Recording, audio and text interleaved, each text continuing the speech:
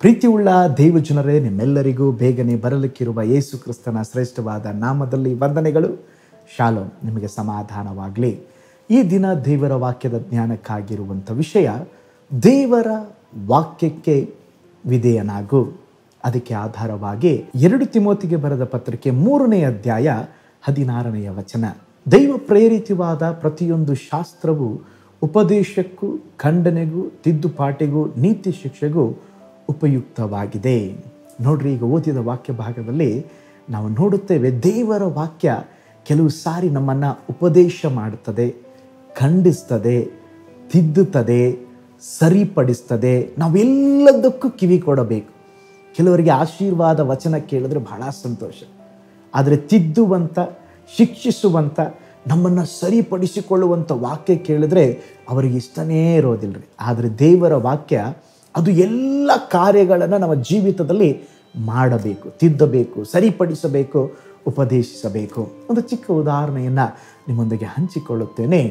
ಕಪ್ಪು ಜನಾಂಗದ ಜನರು ಅಮೇರಿಕಕ್ಕೆ ಗುಲಾಮರಾಗಿದ್ದ ಕಾಲದಲ್ಲಿ ಒಬ್ಬ ಗುಲಾಮನು ತನ್ನ ಯಜಮಾನನಿಗೆ ಗೊತ್ತಿಲ್ಲದೆ ತನಗೆ ಸಿಕ್ಕಿದ ಸಮಯದಲ್ಲಿ ಜನರಿಗೆ ಪ್ರಸಂಗ ಮಾಡಲಿಕ್ಕೆ ಆರಂಭಿಸಿದ. ಈ ವಿಷಯ ಅವನ ಯಜಮಾನನಿಗೆ ತಿಳಿಯ ಬಂದಾಗ ಅವನು ಕೋಪಗೊಳ್ಳಲಿಲ್ಲ. ಆ ಗುಲಾಮನನ್ನು ಕರೆದು, ನೀನು ಚೆನ್ನಾಗಿ ಪ್ರಸಂಗ ಮಾಡುತ್ತಿದ್ದೆ ಎಂಬುದಾಗಿ ನಾನು ಕೇಳಿ ತಿಳಿದುಕೊಂಡಿದ್ದೇನೆ. ನೀನು ನಿನ್ನ ಬಯಕೆಯಂತೆ ಪ್ರಸಂಗ ಮಾಡಬಹುದು, ಅದಕ್ಕೆ ಬೇಕಾದಂಥ ಸಮಯವನ್ನು ನಾನು ಕೊಡುತ್ತೇನೆ. ಆದರೆ ನಾನು ನಿನಗೆ ಒಂದು ಸಲಹೆಯನ್ನು ಕೊಡುತ್ತೇನೆ. 10 ಆಜ್ಞೆಗಳಲ್ಲಿ ಒಂದು ಆಜ್ಞೆ, ಕಳ್ಳತನ ಮಾಡಬಾರದು. ಅದರ ಕುರಿತಾಗಿ ಪ್ರಸಂಗ ಮಾಡು. ಏಕೆಂದರೆ ನನ್ನ ತೋಟದಲ್ಲಿ ಬೆಳೆದ ಪೈರನ್ನು ಅನೇಕ ಗುಲಾಮರು ಕಳ್ಳತನ ಮಾಡಿ ಹೋಗುತ್ತಿದ್ದಾರೆ. ಆದುದರಿಂದ ಇದರ ಕುರಿತು ಪ್ರಸಂಗ ಎಂಬುದಾಗಿ ಹೇಳಿದಾಗ ಕೂಡಲೇ ಇದನ್ನು ಕೇಳಿದಂಥ ಆ ಗುಲಾಮನ ಮುಖ ಕೂಡಲೇ ಬದಲಾಯಿತು. ಅವನು ಹೇಳಿದ, ಇಲ್ಲ, ಈ ಪ್ರಸಂಗವನ್ನು ನನಗೆ ಮಾಡಲಿಕ್ಕೆ ಸಾಧ್ಯವಿಲ್ಲ. ಈ ಥರ ನಾನು ಅವರು ಮಾಡುವ ಪಾಪಗಳನ್ನು ಕೇಂದ್ರೀಕರಿಸಿ ಪ್ರಸಂಗ ಮಾಡಿದರೆ ಜನ ನನ್ನ ಪ್ರಸಂಗವನ್ನು ಮೆಚ್ಚಿಕೊಳ್ಳುವುದಿಲ್ಲ, ನನ್ನ ಪ್ರಸಂಗವನ್ನು ಇಷ್ಟಪಡುವುದಿಲ್ಲ. ಆದುದರಿಂದ ಅವರಿಗೆ ಇಷ್ಟವಾಗುವ ಹಾಗೆ ಮಾತ್ರ ನಾನು ಪ್ರಸಂಗ ಮಾಡ್ತೇನೆ. ಪ್ರೀತಿಯುಳ್ಳ ದೇವಜನರೇ, ಇಂದು ಅನೇಕರು ಸತ್ಯ ವೇದದಲ್ಲಿರುವ ಜನರ ತಪ್ಪುಗಳ ಕುರಿತಾಗಿ ಪ್ರಸಂಗ ಮಾಡಿದರೆ ಸಂತೋಷವಾಗಿ ಕೇಳ್ತಾರೆ. ಆದರೆ ವರ್ತಮಾನದಲ್ಲಿ ನಡೆಯುತ್ತಿರುವ ತಮ್ಮ ಪಾಪಗಳನ್ನು ಕೇಂದ್ರೀಕರಿಸಿ ಮಾತಾಡುವುದನ್ನು ಅವರು ಮೆಚ್ಚುವುದಿಲ್ಲ. ಸತ್ಯವೇದದಲ್ಲಿ ಕೂಡ ನೋಡುವಾಗ, ಹೇರೋದನು ಸ್ನಾನಿಕನಾದ ಯೋಹಾನನ ಅವನ ನೀತಿವಂತನು ಪರಿಶುದ್ಧನೆಂಬುದಾಗಿ ತಿಳಿದು ಅವನ ಆಲೋಚನೆಯಂತೆ ಅಥವಾ ಅವನು ಪ್ರಸಂಗ ಮಾಡುವಾಗ, ಅವನ ಮಾತು ಕೇಳಿಸಿಕೊಳ್ಳುವಾಗ ಅವನು ಬಹಳ ಸಂತೋಷ ಆಗ್ತಾ ಇತ್ತು. ಸರಿ ಅಲ್ವ, ಅವನು ಹೇಳೋದೆಲ್ಲ ಸರಿ ಎಂಬುದಾಗಿ. ಆದರೆ ತಿರುಗಿ ಮತ್ತೆ ಹೋದರೆ ಅದೇ ಸಂಗತಿಯನ್ನು ಮಾಡುತ್ತಾ ಇದ್ದ. ಒಂದು ದಿನ ಸ್ನಾನಿಕನಾದ ಯೋಹಾನನು, ನೀನು ನಿನ್ನ ಸಹೋದರನಾದ ಹೆಂಡತಿಯನ್ನು ನೀನು ಇಟ್ಟುಕೊಂಡಿದ್ದೆ ಎಂಬುದಾಗಿ, ಅದು ತಪ್ಪೆಂಬುದಾಗಿ ಹೇಳಿದಾಗ ಹೇರೋದನು ಕೋಪಿಸಿಕೊಂಡ. ಬೇರೆ ವಿಷಯ ಪ್ರಸಂಗ ಮಾಡಿದಾಗ ಸಂತೋಷ ಪಟ್ಟ, ತನ್ನ ಪಾಪವನ್ನು ಎತ್ತಿ ತೋರಿಸಿದಾಗ ಸಂತೋಷ ಪಡಲಿಲ್ಲ. ನಂತರ ಹೇರೋದಳ ಮಗಳ ಆ ಬಯಕೆಯಂತೆ ಸ್ನಾನಿಕನಾದ ಯೋಹಾನನ ತಲೆಯನ್ನು ಕಡಿದು ಕೊಲೆ ಮಾಡಿದನು.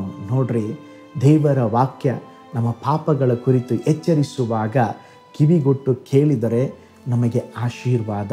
ಕೇಳದೆ ಹೋದಲ್ಲಿ ದೇವರ ವಾಕ್ಯಕ್ಕೆ ನಷ್ಟ ಅಲ್ಲ, ನಿನಗೆ ನಷ್ಟವಾಗುವಂಥದ್ದಾಗಿದೆ. ನಿನವೆಯ ಜನರು ತಮ್ಮ ಪಾಪಗಳ ಕುರಿತಾಗಿ ಎಚ್ಚರಿಸಲ್ಪಟ್ಟರು, ಅರಿತುಕೊಂಡರು, ಉಪವಾಸದಿಂದ, ಗೋಳಾಟದಿಂದ ದೇವರನ್ನು ಹುಡುಕಿದರು.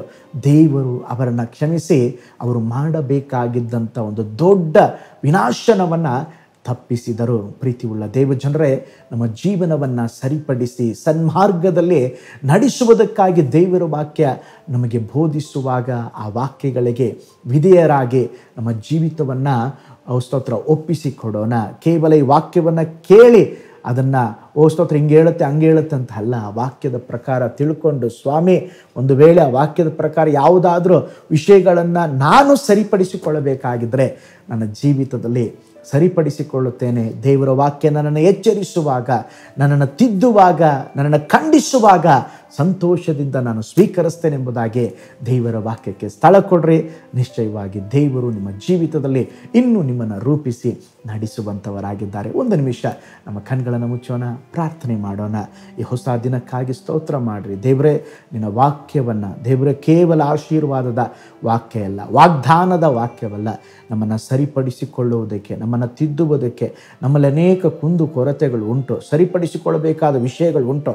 ನಿನ್ನ ವಾಕ್ಯ ಓದುವಾಗ ಕೇಳುವಾಗ ಅವೆಲ್ಲವುಗಳನ್ನು ಸರಿಪಡಿಸಿಕೊಳ್ಳಲಿಕ್ಕೆ ನಮಗೆ ಸಹಾಯ ಮಾಡಿರಿ. ಈ ದಿನ ಕೂಡ ಸ್ವಾಮಿ ದೇವರೇ, ನೀನು ಉಂಟು ಮಾಡಿದ ದಿನ, ನಾವು ಸಂತೋಷವಾಗಿರಲಿಕ್ಕೆ, ಈ ದಿನ ದೇವರೇ ಒಳ್ಳೆಯ ಬಲದಿಂದ ಕೆಲಸ ಮಾಡಲಿಕ್ಕೆ, ನಾವು ಹೋಗುವಾಗ ಬರುವಾಗ ನಿಮ್ಮ ಪ್ರೊಟೆಕ್ಷನ್ ಇರಲಿ. ಈ ದಿವಸ ಎಲ್ಲರನ್ನ ಧಾರಾಳವಾಗಿ ಆಶೀರ್ವಾದ ಮಾಡಿರಿ. ನೀವು ಹಾಗೆ ಮಾಡಿದ್ದಕ್ಕಾಗಿ ಸ್ತೋತ್ರ, ಯೇಸುವಿನ ಹೆಸರಿನಲ್ಲಿ ತಂದೆಯೇ, ಆಮೇನ್. ಹಾಗಾದರೆ ದೇವರ ವಾಕ್ಯ ನಮ್ಮನ್ನು ಎಚ್ಚರಿಸುವಾಗ ಕಿವಿಗೊಡೋಣ, ದೇವರ ವಾಕ್ಯದಂತೆ ನಡೆಯೋಣ. ಕರ್ತನು ನಿಮ್ಮನ್ನು, ನಿಮ್ಮ ಕುಟುಂಬಗಳನ್ನು ಬ್ಲೆಸ್ ಮಾಡಲಿ. God bless you all.